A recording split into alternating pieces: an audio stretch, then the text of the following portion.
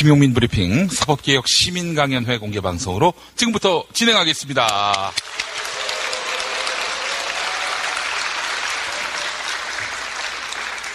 자, 지난 9년의 기가 막힌 정부 시대를 거치면서 우리 사회의 마지막 보루는 바로 사법부다. 이런 인식들을 많이 가지셨죠.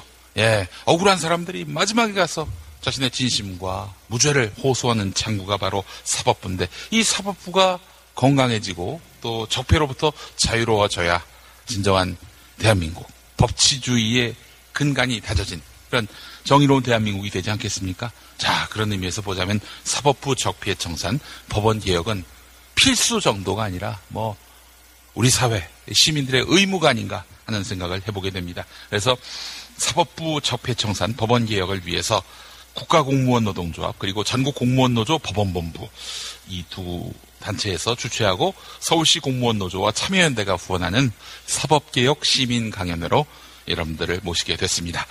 오늘 말씀 함께해 주실 분들 소개하겠습니다. 먼저 전국공무원노조 법원본부장, 우리 조석재 본부장님 모시겠습니다.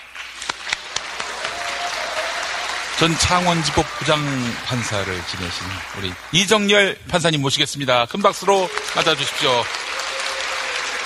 자, 그리고 우리 더불어민주당 진선미 의원님 모시겠습니다. 큰 박수로 맞아주십시오. 아유, 감사합니다.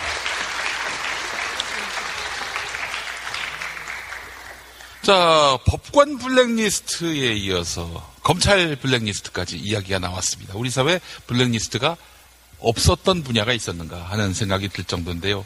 그래서 사실은 이 적폐 청산을 분명히 정산을 하고, 이 적폐들의 행태들에 대해서 분명히 정산을 하고 우리가 선진화된 법치주의를 이야기할 수 있지 않을까 하는 생각이 들어서 오늘 이 자리를 마련했는데요. 자, 한 분 한 분 인사의 말씀을 좀 해주시면 감사하겠습니다. 그리고 지금 최강욱 변호사님도 나오셔야 하는데, 오늘 대전에서 변호 활동을 하시고 올라오시는 길에 서초에서 길이 막혀서 차를 세워놓고 전철로 이동 중이십니다. 곧 여러분들 뵐 수 있을 겁니다. 자, 우리 조석재 본부장님. 전국공무원노동조합 법원본부장을 맡고 있는 조석재입니다. 이렇게 비 오는 굳은 날씨 속에도 자리를 꽉 채워주신 시민 여러분께 정말 감사의 말씀드립니다. 사법부 적폐 청산을 주제로 시민 토론회를 하는데 법원 내부 구성원으로서 상당히 민감한 주제입니다. 어떻게 보면 이 사법부 적폐의 법원 구성원인 저 또한, 그리고 노동조합 또한 일정 정도의 책임이 있다는, 그래서 어떻게 보면 자기 반성의 자리가 되는 것 같아서 좀 부끄러운 자리이기도 하고, 그러나 이 부끄러움은 국민들을 위해서 앞으로 더 나아가야 될 그러한 자성의 계기로 삼아야 된다는 마음을 가지고, 비록 전문 방송인은 아니지만, 그리고 말 주변도 제일 아마 부족할 것 같은데 이렇게 잘 봐주시고, 그리고 이 토론회를 통해서 사법부 적폐 청산과 그리고 사법개혁을 어떻게 할 것인지에 대한 진지한 고민들을 함께 해주시면 고맙겠습니다. 예. 감사합니다. 자, 조석재 본부장님. 예. 전국공무원노조 법원본부는 구성원이 누구고, 전국공무원노조 법원본부에서 주로 하는 일 어떤 것들이 있는지 전혀 모르는 분들을 위해서 좀 말씀해 주시겠습니까? 예, 전국공무원노조 법원본부는 전국에 걸쳐 있는 법원에서 6급 이하 법원 공무원들이 자주적으로 만든 노동조합입니다. 한 인원은 한 10,000명 정도 되고요. 물론 이제 노동조합이기 때문에 조합원들의 권익 향상과 그리고 노동조건 개선뿐만 아니라 지금까지 사법개혁의 목소리를 일관되게 좀 내고 있습니다. 그리고 작년부터는 적폐 청산, 그리고 민주적 대법원장 선출을 위한 투쟁본부를 구성을 해가지고 작년 1년 동안 쭉 투쟁을 해왔었고요. 지금도 사법부 블랙리스트 진상조사와 그리고 관련자들 전원 형사처벌을 위한 1인 시위를 대법원 앞에서 한 달 반째 지금 진행을 하고 있습니다. 국민들과 함께 법원 공무원으로서의 자존감을 높이기 위한 이러한 활동들 많이 해가고 있으니까, 비록 법원에 관련된 사법부 불신이 좀 강하지만 그 속에서 우리 법원 공무원들은 자신이 맡은 역할과 그리고 사법부 개혁을 위해서 나름대로 이제 역할들을 열심히 하고 있다는 사실을 좀 알아주시면 고맙겠습니다. 예, 알겠습니다. 자, 오늘 본격적으로 이야기를 들어가도록 할 텐데요. 여러분들이 가장 궁금해하시는 사법개혁의 과제가 무엇이 있을까 쭉 저희가 찾아봤는데요. 법관 블랙리스트 사건, 이건 한번 좀 짚고 넘어가야 하지 않을까 싶은데요. 분명히 블랙리스트에 그 이름을 올렸을 것으로 추정되는 우리 이정열 전 판사님. 예. 지금은 어떻게 돌아가고 있습니까, 이거? 1차 조사에서는 아시다시피 PC 자체를 조사를 못했었죠. 예. 그리고 2차 조사에서, 추가 조사에서 일부 PC를 개봉을 했는데 그 안에 패스워드가 걸려있고 또 삭제된 파일이 있었던 것까지 확인이 됐었습니다. 그리고 이제 다시 또 추가 조사를 들어갔는데 아직 그 결과는 발표가 안 된 상태고 조사 중에 있는 것으로 알고 있는데 솔직히 저는 상당히 두렵습니다. 그 조사 결과가. 아, 왜요? 2차 때까지는 제가 없었잖아요. 예. 근데 거기 나오는 얘기들을 보면 상당히 진실에 가깝고, 그러니까 판사들 주위를 잘 알고 있는, 예를 들어서 저하고 김용 교수님하고 친하다. 그러면 네. 김용 교수한테 물어본 거예요. 네. 이정렬이 어떤 사람이냐? 예. 그거를 다 받아서 적어 놓은 거예요. 그러니까 상당히 정확한 거죠. 그래서 만약에 추가 조사에서 제게 나온다면. 예. 쪽팔리잖아요. 주위에서 저를 어떻게 봤는지를 제가 알 수 있게 된다는 거니까. 내가 사람들한테 이런 평가를 받고 있었구나. 절대로 세상에 나오지 않았으면 좋겠다. 네. 그런 생각을 하고 있습니다. 아니, 근데 우리 이런 말씀을 드려도 될지 모르겠습니다만은, 근데 또 엄존하는 현실이고 또 우려할 수 있는 부분이니까 제가 한번 여쭤볼 텐데, 우리 이정열 판사님 아내분도 판사님이시죠? 네네. 당연히 이정열 판사님이 블랙리스트에 들어갔다면은 아내 되신 판사님도 이름을 올리지 않았겠나 하는 생각이 드는데 어떻습니까? 제 처 같은 경우에 상당히 억울해하는 부분이에요. 예. 지금 여기 법원본부에 존경하는 우리 간부님들도 많이 계신데 어떻게 하다 법원본부라든가 여러 계장님들하고 사무관님들하고 같이 실무관님들하고 자리를 할 때가 있는데 평가를 누구의 처 이렇게 보는 그런 느낌을 많이 받는다는 겁니다. 그러니까 예.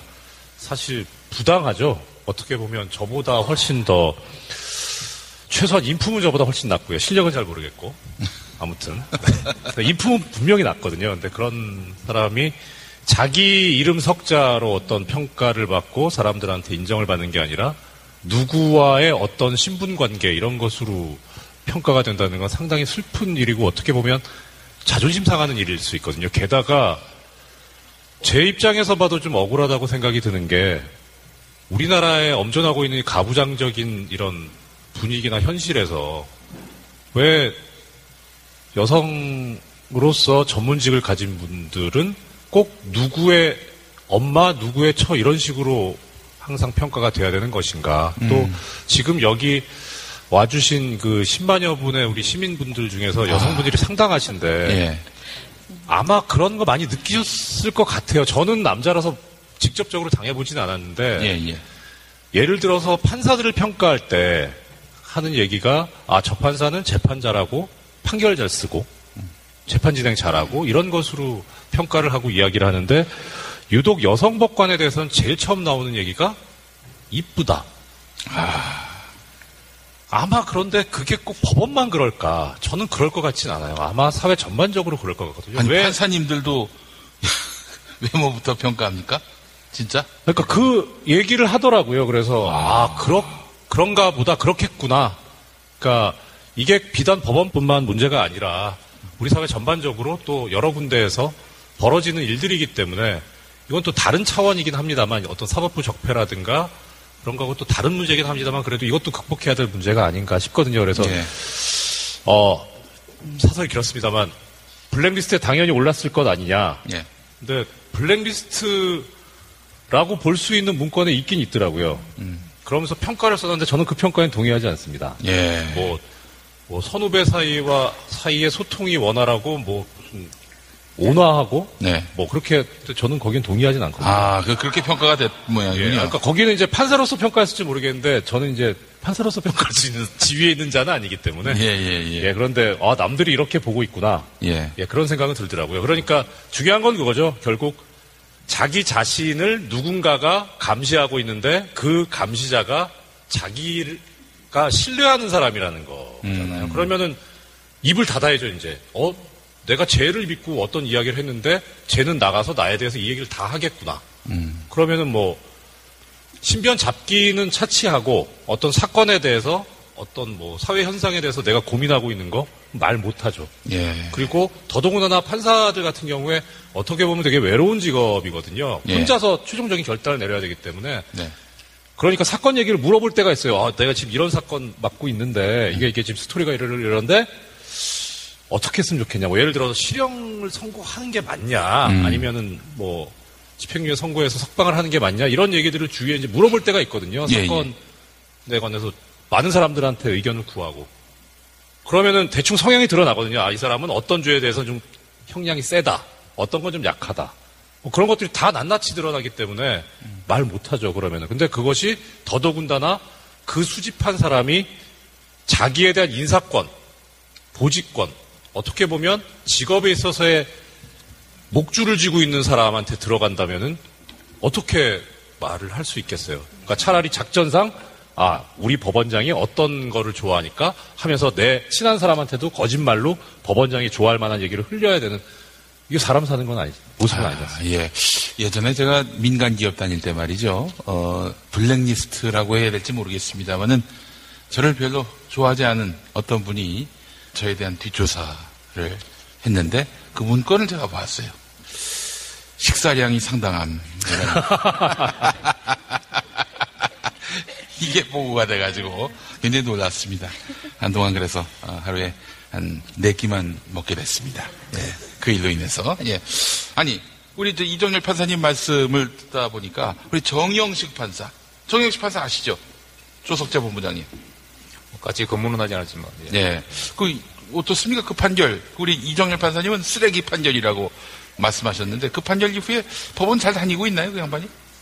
조금 전에 이야기 들었는데 잘 다니고 계시고 20층 법관 휴게실에서 자주 오시고 예. 평온하게 잘 지내고 계십니다. 예, 표정이 어떻습니까? 시민들의 분노가 빗발쳤는데.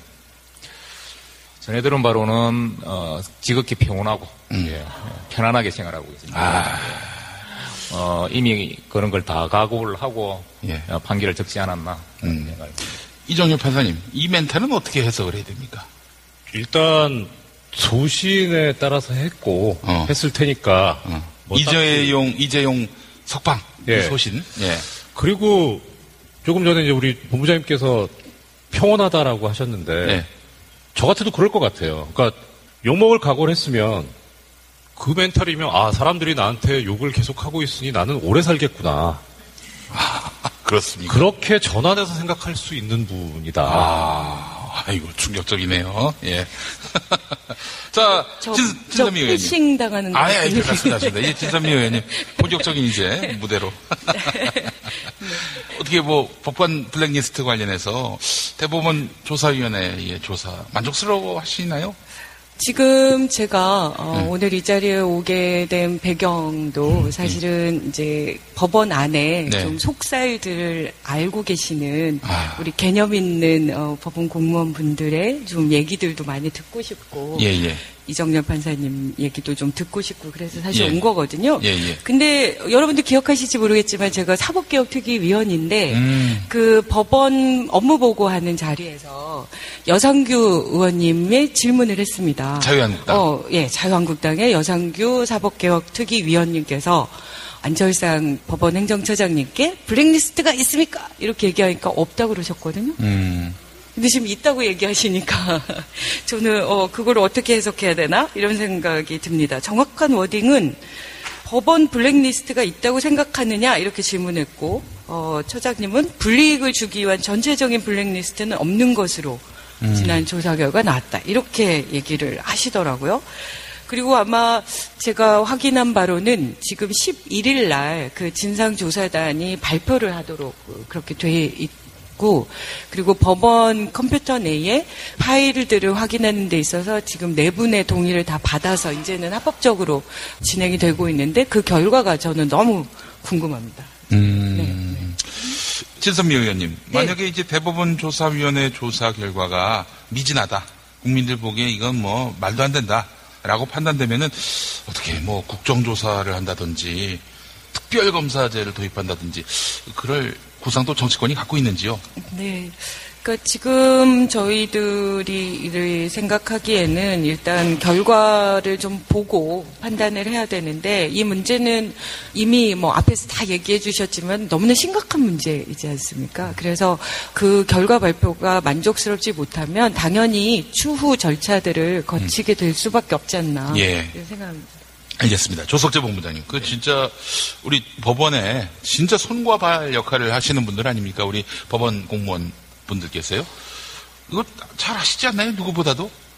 블랙리스트가 있죠. 그리고 안철상 행정처장님이 말씀하셨던 건 특정 인물에 대한 인사상 불이익을 주기 위한 블랙리스트가 없다는 취지이지 판사들의 동향을 파악하고 그리고 그들의 평소 행동과 그리고 법관들 내에서의 활동들 이런 것들 다 점검을 하고 있죠. 그 조사 보고서 제가 가지고 나왔는데 이 조사 보고서 2차 조사 보고서입니다. 2차 조사 보고서는 행정처에 근무했던 기획조정심의관들의 컴퓨터를 열어서 암호가 걸려있지 않은 일반 파일을 주제어 검색 형태로 해가지고 이제 열어서 본 거죠. 지극히 한계적인 건데 거기에 보면은 법관 개인에 대한 성향 분석도 나와 있고 그리고 2판, 4판 야단법석이라는 판사들의 다음 카페가 있습니다. 여기서 올라오는 글들 그리고 사법부의 행정에 대한 불만들이 나오는 것들 이런 것들에 대해서 어떻게 처리를 할지 그리고 특정 판사는 심지어 사촌 형님이 부장판사신데 직접 만나게 해서 시사인의 사법개혁에 관련된 글들을 계속 기고를 하고 있었거든요. 이거를 막기 위해서 사촌 형님을 동원해가지고 이 판사를 면담을 하고 그거를 이제 중단하게끔 압력을 가했는데 이게 실패가 되었다. 다음 단계는 어떻게 할지 고민 중이다. 뭐 이런 식의 성향 분석과 그리고 한 것들이 파일에 나옵니다. 이게 과연 블랙리스트가 아니면 무엇이겠는가? 그리고 그 판사에 대해서 인사상 불이익을 주어야만 그게 블랙리스트인가? 법관은 헌법 103조에 보면 헌법과 법률에 의해서 양심에 따라 판결을 한다라고 되어 있습니다. 판사들의 그러한 성향들을 분석하고 보고하고 파악하는 그것만으로도 판사들의 독립, 사법권, 양심을 침해하고 그리고 재판의 독립을 침해하고 결론적으로는 국민들의 재판받을 권리를 침해했다고 생각합니다. 연극을 하는 등 자유분방한 성격. 우리 법 연구의 핵심 그룹 강성. 남편이 김땡땡 부장판사. 여성 판사들 사이에서 대표성이 있음. 이건 뭐야? 출산 및 육아 관련 상징성. 괄호 열고 5장이요. 아니 이거 누가 만들었어요 이거? 누가 블랙리스트를 만든 겁니까? 누가 작성한 사람이 있으니까 이게 보고가 된 거 아니겠어요? 법원행정처에 기획조정실이라는 핵심 부서가 있습니다. 사법정책을 거의 이제 총괄하고 하는데 거기에 기획조정심의관 이제 판사가 거기 이제 역할을 하고 있는데 누군지 특정이 됩니까? 아 그래요. 너무 충격적인데요. 근데 이정렬 판사님 이거는 빙산의 일각이라면서요? 그렇죠. 그러니까 거기 나온 것은 조사하는 과정에서 두 가지 방식을 썼는데 첫째는 아까 말씀하셨던 대로 지금은 이제 당사자의 동의를 얻어서 작성된 문서에 걸려있는 암호를 풀었는데 그 당시에는 암호가 걸려 있었거든요. 그래서 암호가 걸려있는 거는 아예 확인도 못했고 그 다음에 문서 작성자라든가 이메일의 그 소유자라고 해야 되나 그 명의자의 동의를 얻지 못했기 때문에 그것을 전체적으로 파악한 게 아니라 검색할 때 키워드 넣는 식으로 키워드를 넣어서 거기에 걸려든 것만 가지고 찾아낸 거거든요. 그러니까 뭐 키워드도 뭐 예를 들어서 뭐 우리법 연구에 국제인권법 연구에 이런 식으로 이제 키워드를 넣어서 찾았다는 겁니다. 그러니까 실제 전수조사를 한 게 아니기 때문에 방금 말씀하신 대로 빙산의 일각이라는 게 정확한 표현이십니다. 아직 이정렬이 안 나왔기 때문에 그거까지 나와야 이제 안 나왔으면 좋겠다니까요. 알겠습니다. 진선미 의원님 이게 법원행정처에서 작성됐다고 했는데 이 양승태 대법원장이 몰랐을 리 없을 거 아닙니까? 당연하죠. 저는 그분의 지시하에 이루어졌다라고 추측할 수밖에 없고 그 내용들을 보면 정말 치밀하더라고요. 그러니까 아무래도 뭐 머리들이 좋으신 분들이 모여 계신 곳이라서 그런지는 모르겠는데 저는 그 소모임에 대한 저도 이제 아까 그 조사 보고서를 좀 읽어봤거든요. 근데 그 안에 그러니까 소모임에 대한 해체하는 방안에 대한 것을 정말 꼼꼼하게 하더라고요. 그러니까 그때 제가 읽어보니까 그 모임을 해체하는 방안과 관련해서 연구의 중복 가입을 이유로 탈퇴 조치, 예산 등 지원 삭감 및 해외 출장 제한, 일반 회원의 동요와 탈퇴 유도, 공동 학술 대회의 고립 분위기 조성, 다른 인권 행사 개최로 법관의 관심을 다른 연구회로 유도. 정말 꼼꼼하게 방안들을 이렇게 만들었다고 보여지고, 저는 너무 충격인 게, 사실은 저는 이제 개인적인 그런 관계가 있는 거죠. 그 국정원 대선 개입과 관련해서. 그렇죠. 예. 원세훈 원장의 지시강조 말씀을 제가 최초로 공개를 했고, 그래서 그 문제와 관련해서 정말 외로운 싸움을 계속하면서, 제가 변호사를 할 때 왔던 것보다 더 열심히 법원을 다녔던 느낌이었어요. 왜냐하면 원세훈 원장의 재판을 계속 모니터링 하느라고 실제로 의원들끼리 같이 와서 앉아있고, 1심 때 제발 좀 국민들의 압력을 제대로 느끼고, 핵심은 국정원법 위반도 있었지만 선거법, 공직선거법 위반이 되냐 안 되느냐 이 문제였거든요. 근데 결국 1심에서 그렇게 안 됐지만 다시 2심에서 정말 모델이 되는 기가 막힌 판결이 나왔는데, 그것이 대법원에 가자마자 이상한 이유로 파기환송이 된 거잖아요.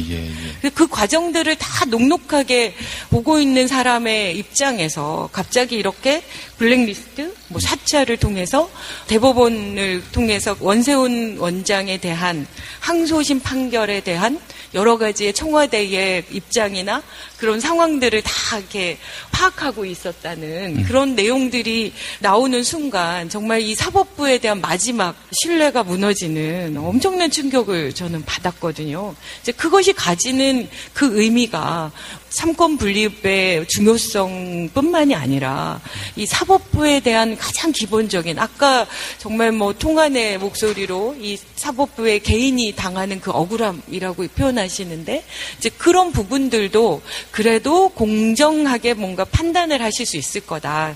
독립적으로 양심에 따라서. 이제 이게 근간이 무너지면 저는 우리 대한민국의 이 민주주의 사회가 도대체 기본부터 흔들리게 되는 거 아닌가 이런 생각을 하고 자, 그래서 법원행정처를 개혁해야 하고요.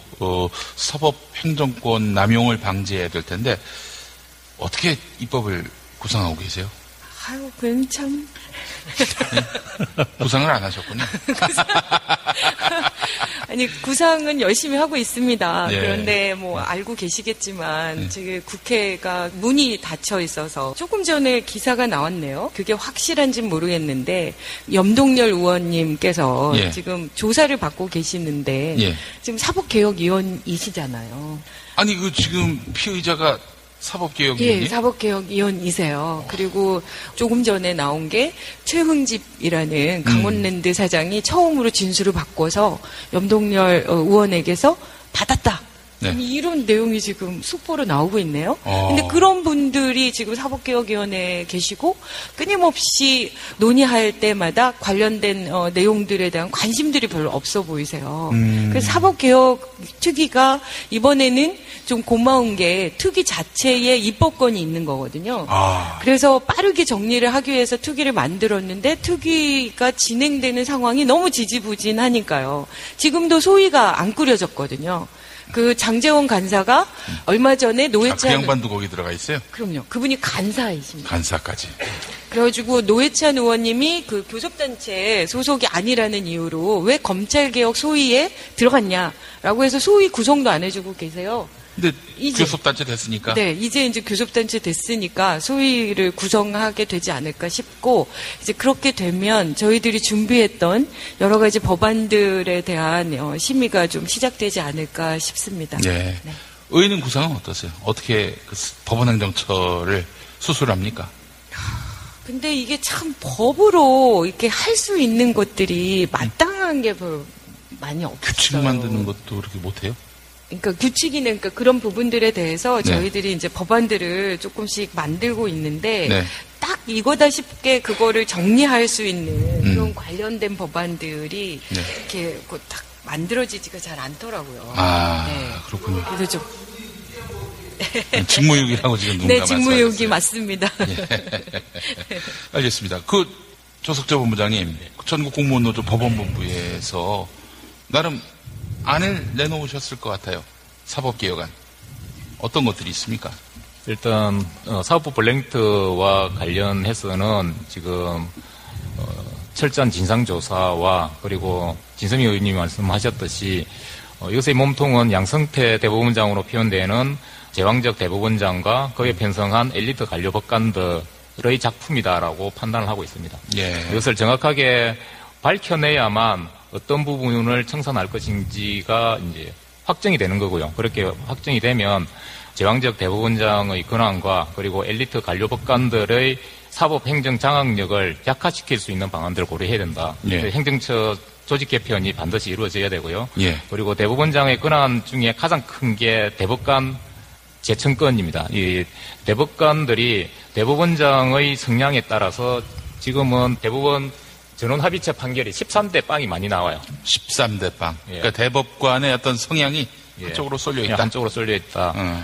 한때는 독수리 오영제로 이제 대표되는 개혁적이고 진보적인 대법관들이 있을 때는 그래도 대법원 판례가 많은 내용들 약자를 보호하고 소수자를 보호하는 그것이 다수설은 되지는 못했지만 판례로는 확정되지 못했지만 건강한 소수설이 그리고 이렇게 고민해봐야 된다는 그런 많은 내용들이 좀 담겼었는데 지금은 그것조차 이제 아예 없어져 버렸죠. 13대 빵으로 되는 그 과정에서 대법관 추천에 대한 민주성을 담보하는 게 필요하다. 지금은 대법관 추천 회의 자체가 외부 인사도 포함은 됩니다만은 철저히 비공개로 이루어지고 그리고 거기에서 어떤 내용이 되는지조차도 속기록조차도 밖으로는 절대 안 나오고 있습니다. 예. 그리고 거의 대법원장의 의중에 맞게끔 이제 대법관이 추천이 되고요. 예. 그리고 저는 대법원장의 의중뿐만 아니라 청와대 의중까지도 같이 합쳐져서 이게 대법관이 추천되고 있다. 예. 결국에는 이제 대통령이 이제 인준해주는 셈이니까. 예. 그래서 대법관 추천에 대해서 민주적인 절차들이 이제 도입될 필요가 있다라는 것. 그리고 사법행정에서 엘리트 판사들이 독점하고 있는 이런 부분에 대한 민주적인 제재 장치가 필요하고 그걸 위해서 지금 판사님들은 판사회의를 공식화시켰습니다.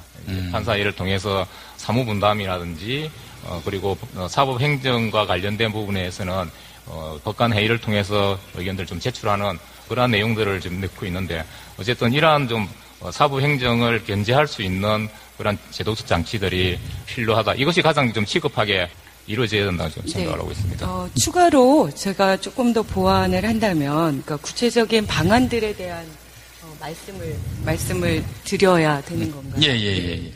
그런 내용들은 계속 저희들이 가지고 있습니다. 그런데 이제 저희가 아직 그것을 구체적으로 이제 소위가 만들어져야 그 소위 안에서 의제들이 정리가 돼서 이제 심사가 될 건데요. 일찌감치 패를 까면은 저쪽에서 악용할 수가 있기 때문에. 그렇긴 하죠. 그런데 이제 이번에 대통령 개헌안이 나와 있는데 그 개헌안에도 그런 부분들이 법원에 가는 파트에 우리들의 입장들이 조금 많이 담겨 있거든요. 그러니까 말씀하신 대로 사법행정권이 지나치게 대법원장에게 집중돼 있기 때문에 이 문제들이 발생을 한다라고 전제하면 그 사법행정권을 분리시키는 그런 이제 그 방안들을 모색하고 있는 거고요. 사법행정권을 분산시키면 뭐가 좋습니까? 그러니까 아까 말씀드린 것처럼 대법원장에게 집중돼 있으면 대법원장에게 잘 보이기 위해서라던가 이런 부분들이 계속 이제 집중이 돼서 아까 말씀드린 것처럼 조직을 장악하기 위해서 그렇게 부당하게 개인 법관들에 대한 사찰이나 이런 것들이 가능해지는 거죠. 그래서 내부적인 민주적 통제나 분리가 필요하고 그래서 실제로 대법원장의 인사권과 관련해서 대법관 추천위원회라는 것이 이제 헌법 안에 담겨져 있고요. 그리고 이제 대법관 추천위원회와 관련해서 또 대법관이 아닌 법관에 대해서도 법관 인사위원회를 개헌안에 담았습니다. 그래서 이 위원회의 추천을 받아서 할 수 있도록 하고 법관의 정년제를 도입하는 이런 방식, 이런 부분들이 대통령의 개헌안에 이런 부분들이 이제 녹여져 있고요. 저희들이 개인적으로 뭐 준비하고 있는 그 내용들과 관련해서는 일단 그 지방으로 분권하는 그런 부분들도 좀 고민하고 있는 거죠. 그러니까 법관 회의 자체가 좀 의결기구화 되는 거, 이런 부분들도 주장하고 계시는 분들이 있고요. 그리고 이제 법관들에 대해서 사법행정하고 재판을 좀 분리해보자, 이런 의견들도 있습니다. 그래서 법관이 이제 심판에 대한 거 외에 직을 맡는 것을 원칙적으로 금지를 시켜서 사법행정처를 통해서 판사들이 하던 일들을 이제는 일반 공무원들이 법원 안에 있는 보다 더 전문적인 공무원들이 그 일을 하셔도 되는 건데 그거를 판사들이 하는 거 이것도 좀 조절을 해봐야 되지 않나 이런 얘기들이 있고요. 그리고 이제 고등법원하고 지방법원 간의 뭐 분리 이런 부분들, 인사권의 분리 이제 이런 부분들도 계속 고민하고 있습니다. 그래서 실제로 이제 이런 일들을 하고 계시는 법원 공무원 분들의 다양한 개혁안을 조금 더 제시해 주시면 저희가 그것들을 조금 더 법안으로 또는 정책으로 담아낼 수 있지 않을까 하는 생각입니다. 알겠습니다. 자, 우리 진선미 의원님 말씀하시는 동안에 최강 입담 우리 최강욱 변호사님 오셨습니다. 어서 오십시오, 변호사님.